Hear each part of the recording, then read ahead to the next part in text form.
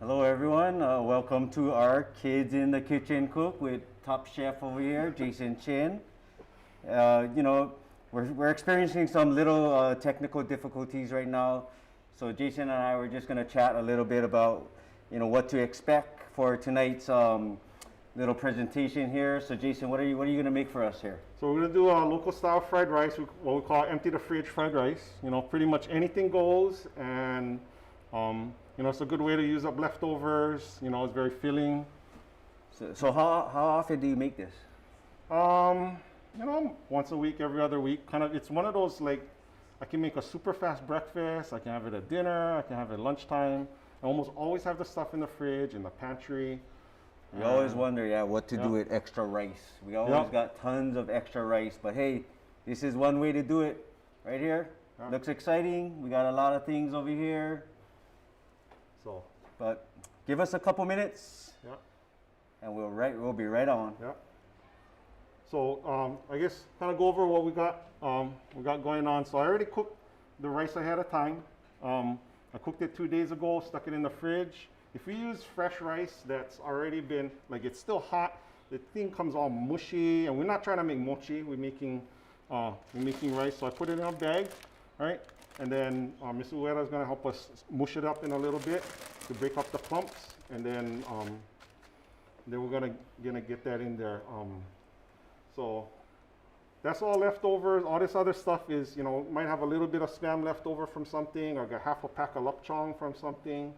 And then all these sauces are all stuff that a lot of us have in our kitchens already.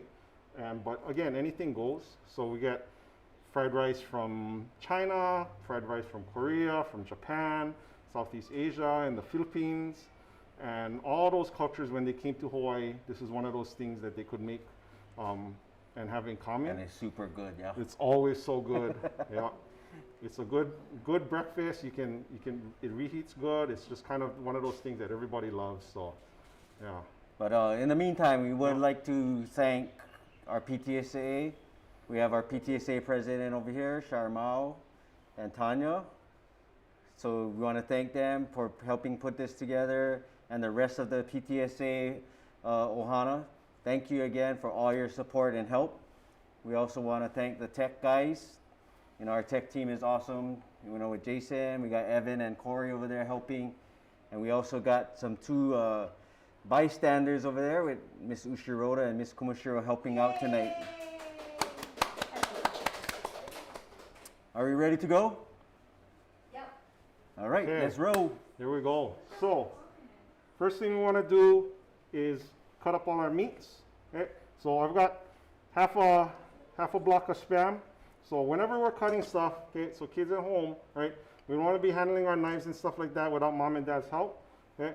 And mom and dad too, always just kind of help supervise these things. But as everybody gets a little older and they show there's some responsibility and safety at home, then maybe this is something we can learn to do. Okay? So I'm holding my knife this way, and my fingers are always curled in this way when I'm cutting, so that I'm not cutting my fingertips off. So we use the claw. Okay? So we hold this to stabilize it, and I'm not putting it on the round part where it might rock around, always the flat part down. So I'm gonna cut some strips. And Mr. Chin's see how it's starting to turn his, on me? Special knife over here. Yeah, my cousin made this knife for me. I'm very, very lucky. He gave it to me as a gift, and it's super sharp and very nice. Okay. So we got these nice white chunks, and I'm gonna cut them into strips now. Oh, that smell of Spam. Spam. Frying Spam, everybody knows that smell, right? Yep. So I'm gonna get them all lined up, and then, again, the claw, we make strips. So why do you have to make it into small pieces over here? They've gotta be able to fit on the spoon, right? So I don't wanna have stuff falling off my spoon or my fork or whatever it is that we're using. And then we're gonna turn this way. So I've got long strips like this, and then I'm gonna take the whole stack and start cutting this way, okay? So that I get little cubes. Do we have to turn this on? Not yet. Oh, okay. Not yet. I'm jumping ahead. No, not usually. If at home, my stove is not as strong as this one. This is an induction burner, So it uses It's a magnets. wonder burner. Yeah, it's super fast and more efficient than gas and electric. So my hands are a little greasy. I always have a towel on the side to wipe everything down. Okay. Our next meat, this is lapchong. Okay, a lot of you are familiar with this. Is a Chinese sausage that's dried and smoked. Everybody has their favorite brands, but I always have some in my refrigerator. So this one, I'm cutting at an angle, so we get this nice, nice shape. And I'm not going to cut it any smaller than that. Because this is a round shaped thing, I'm really making sure I'm holding it good. And I'm keeping my hand kind of far away so I don't make any mistakes. Oh, this is looking good already. The smell of frying lapchong is so good. So how long does it usually take to cook this? From the time I start cutting and taking everything out of the refrigerator, I would say that I'm usually finished in less than half an hour, sometimes under 20 minutes. But I'm kind of fast at cutting. Oh, this is like cutting fast stuff. food then, fast food service, yeah? Yeah, it's one of those things like, if I gotta make something, feed my family real fast, I can do this in less than 20 minutes and I'm not, over the hot stove for a long time. So something that's really important when we're cooking is to get all your stuff prepared together. Now you see I have a lot of dishes. You don't have to have a ton of dishes, but this is, it looks nicer than putting all the big bottles and things like that. Okay? So the next thing we're gonna do is crack some eggs and beat them. So I'm gonna steal this one here from the front. So I've got a bowl for this, and you wanna hit it fairly hard, just enough so that you get a little crack here. And then I'm gonna put the broken side up so that the little pieces don't fall into the bowl. Smart. I'm just gonna be kind of gentle and get it in half. And the reason I do this in the bowl and not directly into the pan is because things like this happen where we get some shell sometimes. You don't have to worry because you washed your hands, right? Yep, I already washed my hands. Just checking. But sometimes it tastes better, yeah? Woo. Boy, yeah, a little bit of aji from your fingers. Okay, so got that there. We use the Asian whisk. Yeah. I'm not gonna dirty one more dish. I have enough dirty ones here. So just enough so everything mixes. I don't have to have it look like everything all broken up. I'll put this on the side. This is ready to go. All right. We're gonna cut garlic now. So I got 3 cloves of garlic. When you buy it, a lot of times it's in the husk, so you gotta peel it off. And then there's always this stem on the bottom. That part's not good to eat. So I'm gonna take this and trim it off. And even the garlic, it's kind of round, so I try to find the flat spot and make sure that that part is down. And then you'll see me running my hands on this, but it's better to use a scraper like this to keep your hands away from the blade. Now, because this rocks around, I don't like it moving around. I'm gonna take this and put my hand here, and just kind of mush it down to flatten it. That helps the more garlic flavor to come out, but it also makes it flatter and safer to cut. So I've cut myself too many times, and thankfully I've learned my mistake. Learn from my mistakes. Tricks of the trade here. Yeah. So what I'm doing is I'm rocking. So this tip is down. I'm just pushing down with my right hand.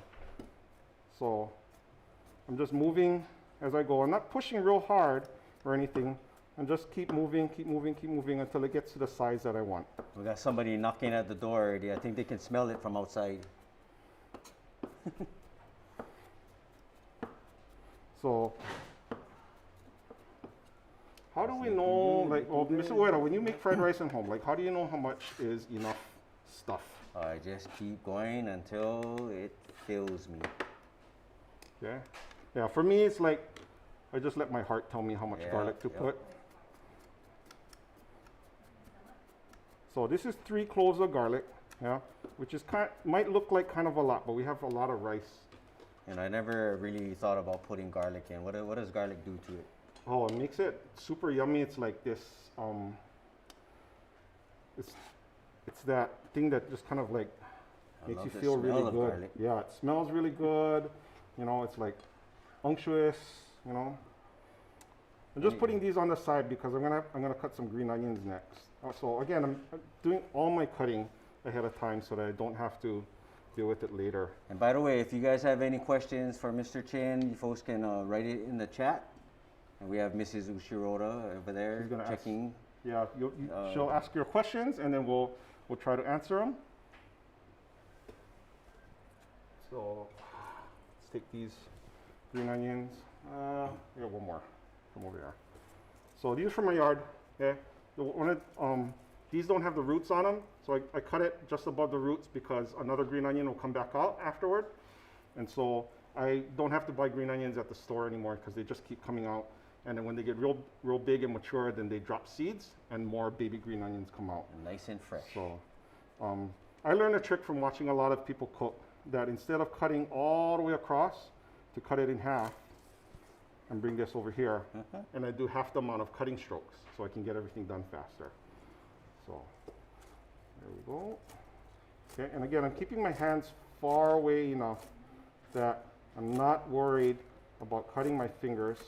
But when I get closer, I really got to worry about the cloth. Okay, and I'm not mushing down. It's not like pressing hard. Because my knife is really sharp, I just have a forward motion that I'm using to cut. Okay, now we're getting really close to the end, so I'm going to really tuck those fingers in. And if those last few pieces are not super nice looking, that's totally fine.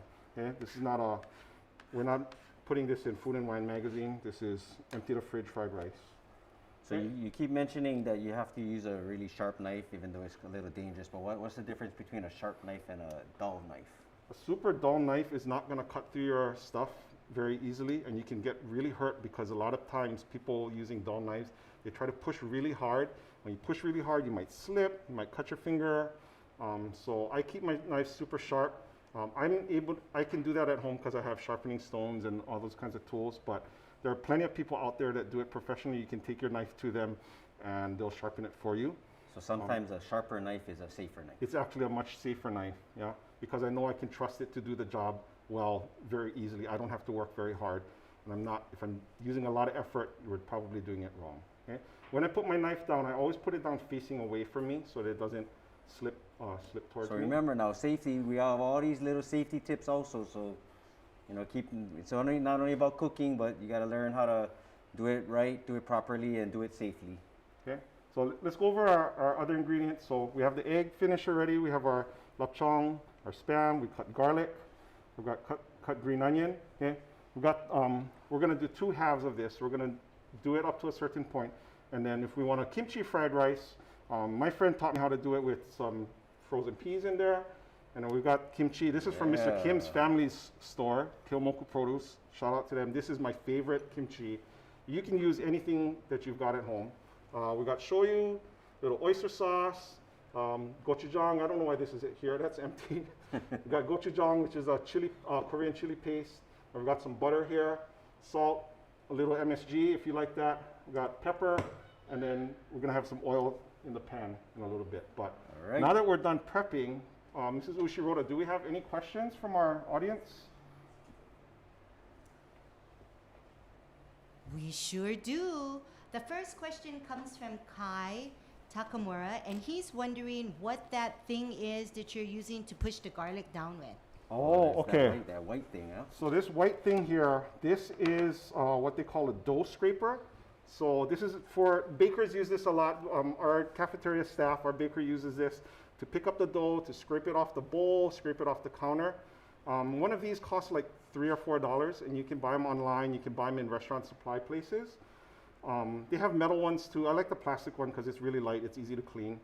But it makes it easy to pick stuff up. Some people, they use their knife to pick it up, and that just looks really dangerous to me. So I like to use this. And when we scrape our knives on the board, it actually makes the blade a little more dull. You know what that's actually good for too? You know, at the end when you gotta clean your pan out? Oh yeah, for cleaning that's the pan. Perfect too, Yep, there. it's perfect for that. Or if you're mixing bowl, this round edge gets into the bowl really nicely. All right, we got another question? I sure Thank do. you, Kai. Our handy dandy Mr. Nakata wants to know, what's the best way to get the garlic smell off your fingers? Oh. Why would you want it off your fingers? enjoy the aroma. Yeah. That's the best smell, right? Yeah, it's everybody else's problem, right? Yeah. But Makes your finger taste good after you make it, right? Lots of soap. I use dish soap. Dawn is my favorite soap because it gets all the grease and stuff off, and garlic has a lot of oil in it. But yeah, just wash your hands really, really good, and usually it'll come off. But sometimes if you're doing a lot of garlic all day, like there's no avoiding it, it might just take a while. Then you smell really good all night. Yes. Okay, got anything else? No, that's it for now. That's it for All now. right. All right, keep your questions coming. We're going to have another round in a little bit. The fun part. So we're going to turn this on. This stove, like I said, is, you know, pretty strong. So this will heat up in just a little bit. So we'll go through the order that we're going to do stuff, okay? So I'm going to add oil first, okay? If we don't add the oil first, a lot of things are going to stick, okay? When I grew up, my mom taught me how to do this by adding the meat first. And a lot of people do it that way, but in learning from other people, and this is, I think, a Chinese thing, they cook the eggs first. And what I learned from that was that the eggs break into little nice pieces and it spreads out nicely, and you can really see the bits of egg nice. And it doesn't end up overcooking, which is something sometimes when you think about with eggs.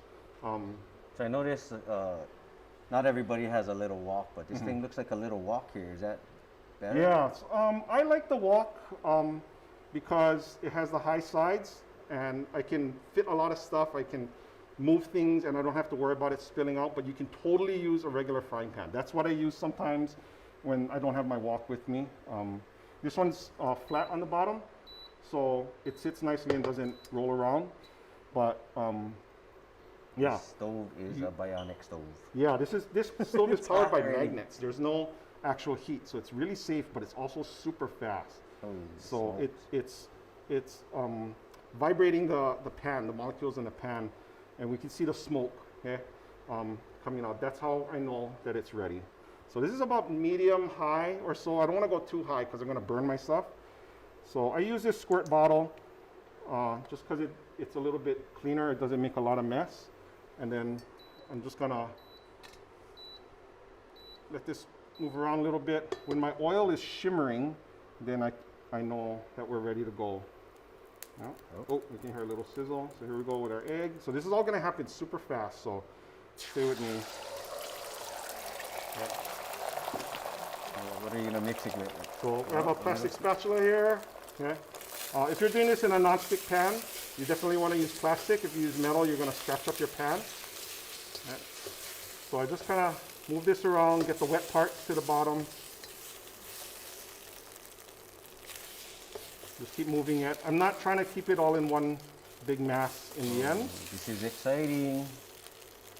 And then as soon as it seems kind of solid, then I'm going to start breaking it up.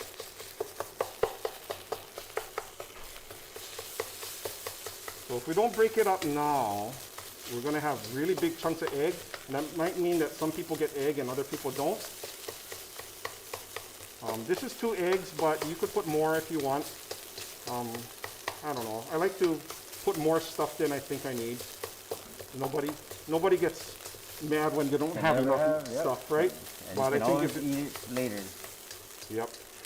Okay, that's ready to go. So now the meat goes in. We'll do both at the same time. Don't want to waste, so you get all of that in there. And then garlic will go in at the same time. I don't like to put the garlic first because it burns when the pan is super hot. But now is a good time. With all the other ingredients, they kind of make like a shield. So keep stirring. Starting to smell. Yeah. Can you guys smell that already? You guys got the smell button on your YouTube. Try. Oh, I can really smell the garlic. There we go. All right, Ms. Ueda, can you give us our rice now? Yeah, so Right. it's gonna kind of, the reason we put it in the bag, it makes it really easy to break up all the clumps. Yeah, I don't want to do it in the pan, and otherwise if we leave the rice in too long, so if you take too long to make your fried rice or you put too much in the pan, it ends up coming kind of mushy, which I don't really like. Ready? Yep, ready to go. So I cooked about 2.5 cups of rice total. So there you go. So now you can see, because the wok is nice and tall, I can fit a lot of stuff. So I'm going to gently get from the underneath and try to pull the meat up and over and keep stirring. You kind of want the Keep it taste moving. on all the rice, right? Yeah, I want all the fat from your sausage and from your Spam. What kind of other meats do you put in your fried rice when you cook it? I'm a spam and Portuguese sausage guy. Ooh. I used to like bacon in it, but I've come to really like putting kalua pig in mine. Oh, I did try that. Kalua one. pig, That was pretty good. leftover adobo is super good in your fried rice. I put steak inside, leftover chicken, roast pork, I think char almost siu. any kind of meat. Any huh? kind of meat goes. Okay, so now that everything is all even up, yeah, we're just gonna kind of keep going. We just want to warm up the rice. We're not trying to like burn it or make it brown or anything like that. So whatever's touching the pan is what's getting hot, and whatever's not touching the pan is kind of staying at the same temperature. So we want to just kind of give every grain of rice a chance to hit the bottom. So again, I noticed the rice is not like sticking together and stuff. So Yeah, that's a good thing, right? yeah. So this is 2-day-old fried rice. I've gone 3-4-day-old rice. It's all in the refrigerator. You can use frozen rice too. That's okay too. Yeah, but we eat so much rice in Hawaii that everybody's always got leftover rice somewhere in their fridge. So this is a good thing to Oh, make. I'm getting hungry. All right, we're getting pretty close now. So time to season. So I'm gonna start with shoyu. Okay. Any So particular kind shoyu? this is Japanese shoyu, but you can kind of use anything that you want. Some are more salty than others. So I'm gonna use not too much because there's other salty things. The sausage is already salty. There's other salty things I'm gonna put in. But when I do this, I don't go directly in the middle. I pour on the edge. And I think that it helps to make it more even. And you gotta kind of stir right away. I also think that the sizzling of the sauce kind of makes it taste better.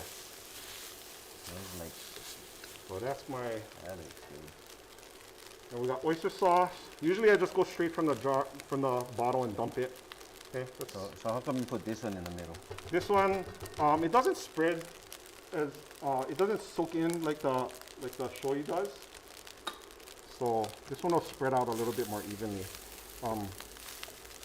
Yeah, I like to have a little bit of it on every single piece of rice. Yeah, I think if I put too much oyster sauce, it comes too sweet. So I just put a little bit, and then a little bit of salt. So this is kosher salt, which is a little bit bigger grains. And again, I'm not trying to add too much, just enough. I think if you use saucy stuff like shoyu and oyster sauce, it tends to make the rice mushy too. So you can get some salt, and then this is MSG, we call Ajinomoto in Hawaii. You don't have to put that. Some people don't like it, but I think it makes everything That's taste a little salty one, huh? better. That makes it saltier. A little bit saltier, but it's like a flavor bomb. Makes everything taste super good. And then we're gonna add some pepper. Oh, my pepper mill not working. Okay, no pepper for this one. Okay. And then we're gonna add our green onion in now. I'm gonna save a little bit to sprinkle on top so we can make it look pretty for the camera. And then we're pretty much done. The green onion doesn't really need to cook. But we're gonna go one step further. So Mr. Wela, if you can help me scoop some out onto that plate. So the next thing we're gonna do is our kimchi fried rice. So all the steps are the same. All the ingredients are pretty much the same. I usually don't use lapsang when I'm making kimchi fried rice. But I'm gonna add stuff at this point that kind of turns it into one. Okay. And yeah, I think that's good. And then, so I'm gonna make a little hole in the middle because add a little bit more oil. Because I'm gonna, You know what I like to do with this? A nice over easy egg over it. oh yeah. Oh, too bad I didn't have an extra egg. I could have made you an over easy egg. So I'm frying my kimchi down here. I like it getting a little crispy. And then after it's crispy, then we can move it in. So another advantage of using the wok is that because the heating element only touches the bottom, all the stuff on the side is not overcooking. Yeah, only the stuff on the bottom is touching the heat. Sometimes I put in the kimchi juice too. That makes it good, but we're gonna make a little pocket on the side. Ooh, That got soft real quick. Some butter in there. Oh, it's a little too much. Butter. A little bit of butter. You don't have to, but butter makes a lot of things better. And this is our gochujang. This is the red pepper paste. Okay. You like it spicy? A little bit. A little bit? Yeah, Okay, yeah. I think that's enough. I think I'm gonna have to run some laps after this though. Yeah. I feel like taking a nap every time I eat fried rice. But there we go. We just mix it all up. Oh, let's get these peas in here. If you don't like peas, that's totally fine. You don't have to put it in, but I think it makes it look pretty with the green. How's the smell over there? How's the smell? Yeah. And we are done. So I'll turn this off. And Wow. there we go. That was That's fast. it. That was not even half an hour. Yeah, and we can put some more green onion over the top. If I had another bowl, we could put that in there, and then we could sprinkle a little bit on this guy. Okay, all right. Do we have any more questions, Mrs. Ushiroda? We sure do. Okay. Somebody asked. We sure do. Somebody asked, what do you do if you don't have a wok? You can totally use a regular frying pan. Just make sure you use one that's big. You saw how much space I needed to move everything around. If you use one that's too small, you're going to get bits of rice and meat and everything flying everywhere, and you're going to spend a lot of time cleaning up. So I use this like huge skillet. Yeah.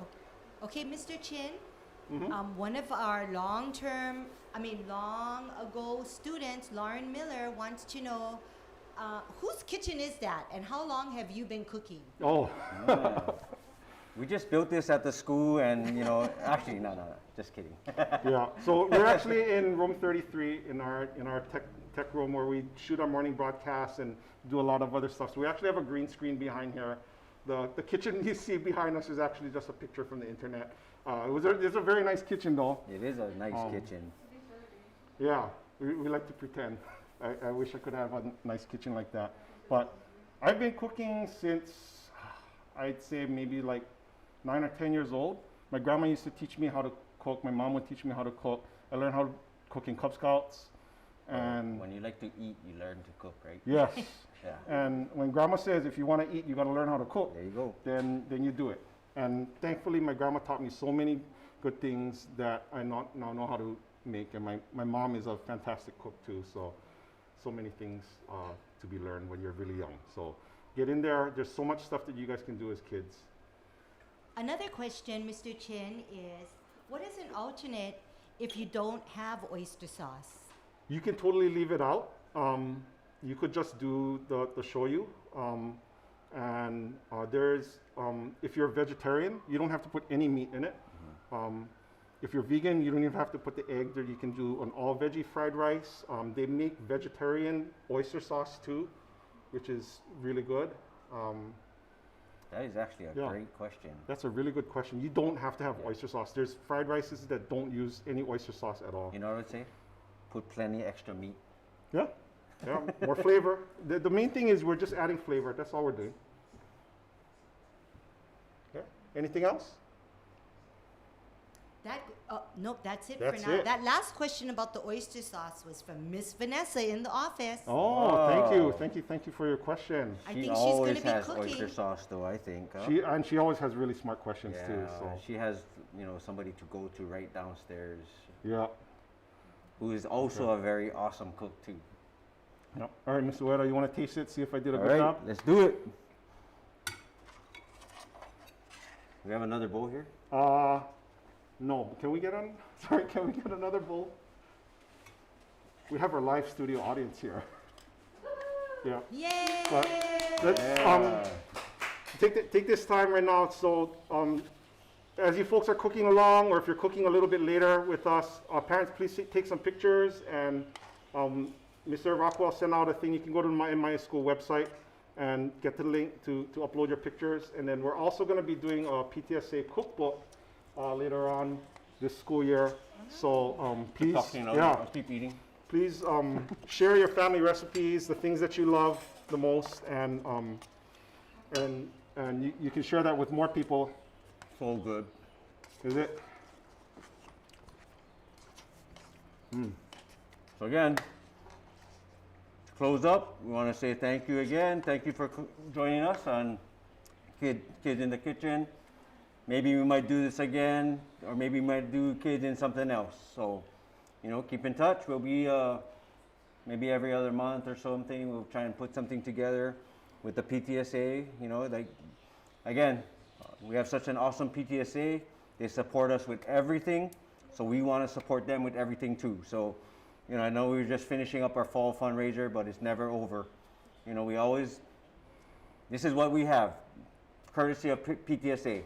We can do things like this. We can have things like the green screen and the tech stuff. So awesome. And the best thing, kids will be able to use it. You folks, you kids out there, Media Club, I know during COVID it's a little hard, but hey, if you're interested in doing all this kind of stuff, join the Media Club with Mr. Chin and Mr. Fujimoto and Mr. Ogomori, and you know, you guys can get to know all this stuff. So Lauren, if you're out there, sorry, but this is much better than what you had before. Oh, Mr. Chin. Oh, Ray yes. Koshida said, make a loco moco next time. Oh, locomoco would be really good. That's one of my favorite things. Oh, yeah. Okay. Oh, I'm Alright. so sorry. Oh. I'm going to repeat myself. Greg Hoshida said, make a loco moco next time. Oh, okay. Maybe some poke too, yeah? Yeah, we could do poke. All right. So think about what your favorite things might be if you see me around campus, and you can let me know what you want to learn how to make, and then we can see what we can do. Yep. But thank you very much to our awesome PTSA parents for organizing today. Thanks to our tech crew and Mr. Ueda, our sous chef and professional taster. Yeah, Yep. that's the best part. So we'll see you folks again soon. Have a great weekend. Hey, bye-bye. All right, stay safe.